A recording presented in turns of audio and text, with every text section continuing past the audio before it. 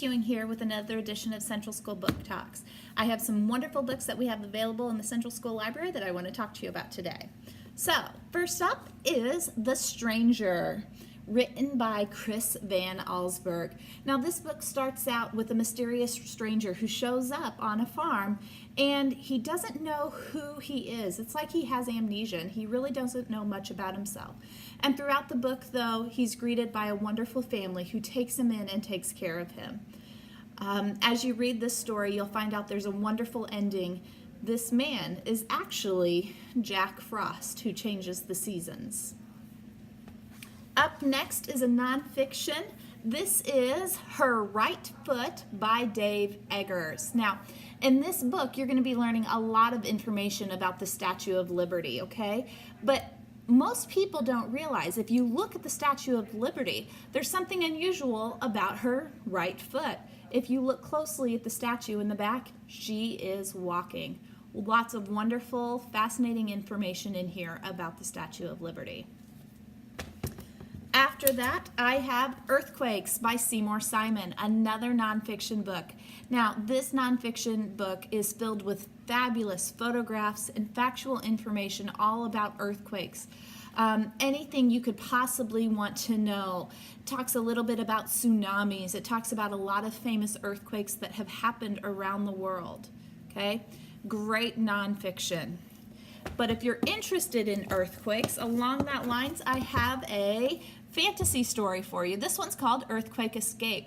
Now, this is part of the Wild Rescue series, and in this series, Ben and Zoe are two kids who have to help their uncle save wild animals that are all around the world. And in this one, after an earthquake in China, they have to go off in search of a panda cub who has been escaped and might fall prey to some lion predators out in the wild.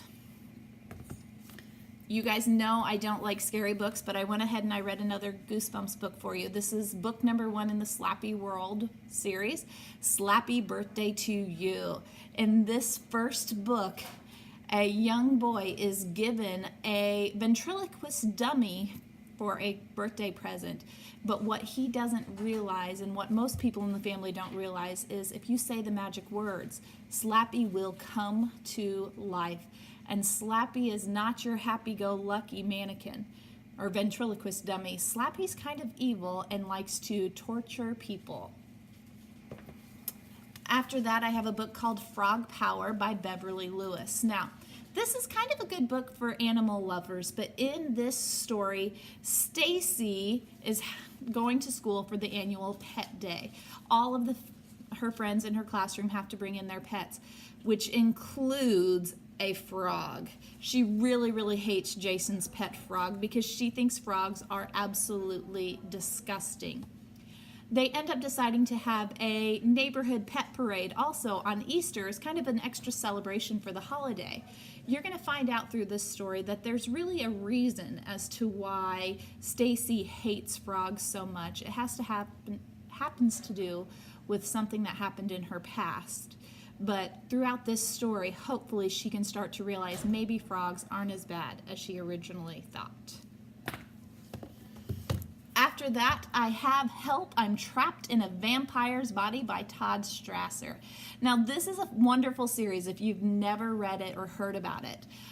There's a group of kids whose science teacher has invented this DITS machine, and through weird experiments and weird trials, what they found out about this machine in their science lab at school is that they can transplant bodies from one person to another. So their mind goes from one body to the other, and they take over someone else's body.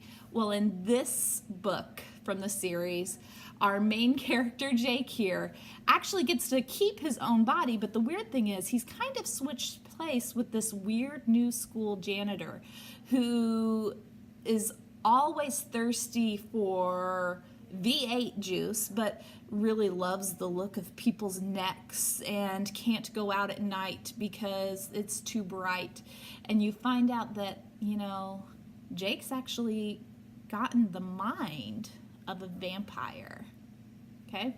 So those are some wonderful books I wanted to tell you about. They're all available in our school library. Hopefully you've got another book on your list to read next.